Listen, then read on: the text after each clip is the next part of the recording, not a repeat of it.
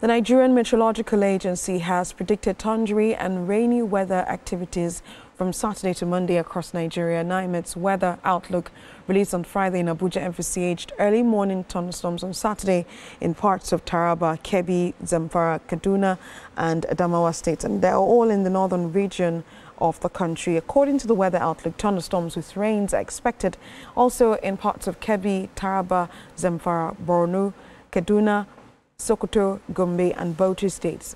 Cloudy atmosphere is also expected in the southern region with chances of morning rains. To this end, the Lagos State government is advising residents, especially those living in low-lying areas, to be at alert because of the intensity of rainfall already being experienced. In a statement signed by the State Commissioner for the Environment and Water Resources, Tokunbo Wahab warned that the forecast gathered from the state's weather stations for today and the next few days shows many areas will experience very heavy rainfall and flash flood. He also cautioned residents who may not have serious businesses outside their homes to wait till it subsides. Mr. Wahab also reiterated the early warning to motorists and pedestrians not to wade through floods as there is the tendency that vehicles may be submerged.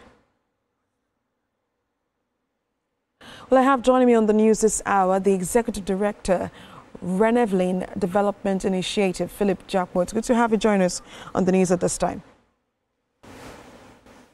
Good evening, this rainy day. All right, can you explain what causes this thundery and rainy conditions in this time of the year?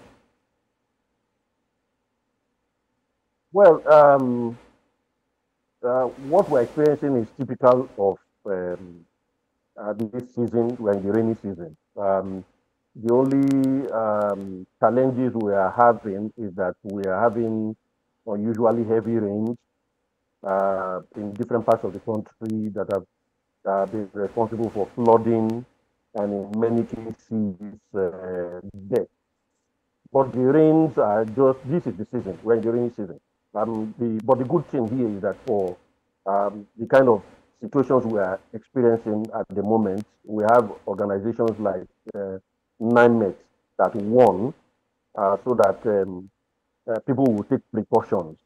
In the case of the 3-day rain that NIMET has warned about, we've seen some actions already. We've seen like Lagos State government has started warning people when it's raining heavily or just don't drive through the rains. And we heard something new, which is different from what we have been hearing in the past. I read somewhere that the Lagos State government has set up emergency relief for those who might be displaced in different local governments. I think that is commendable, although we didn't hear where those places are.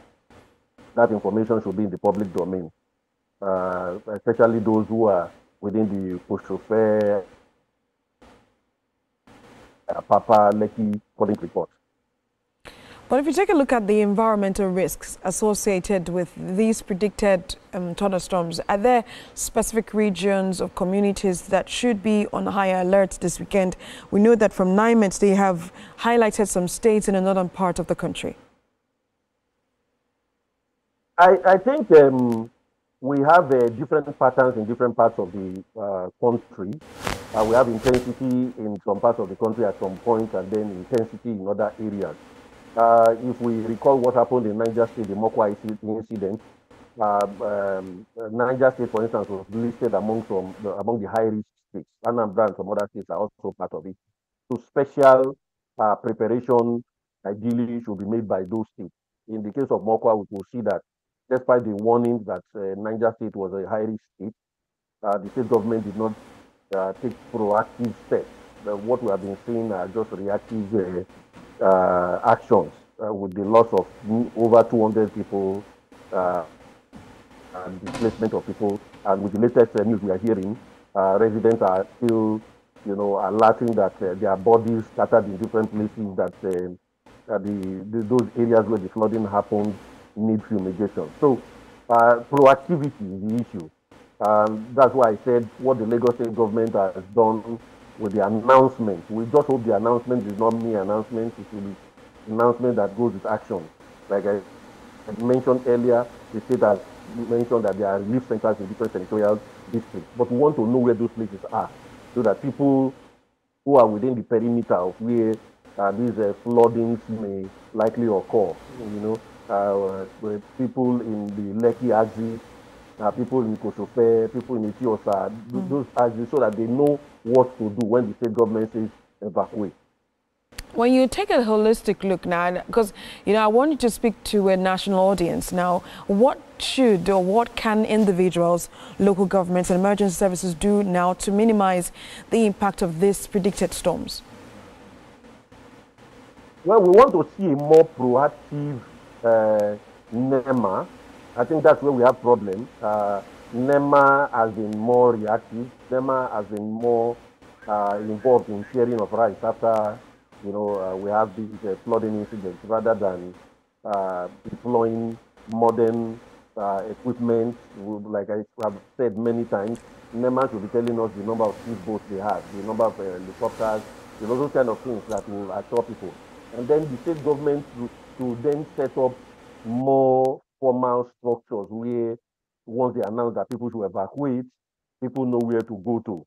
Unfortunately, what we have been having is that once NIMET wants, the state government quickly jump in and say, okay, people within those areas that are prone to flooding should evacuate. And we have never been heard of places where they should move to.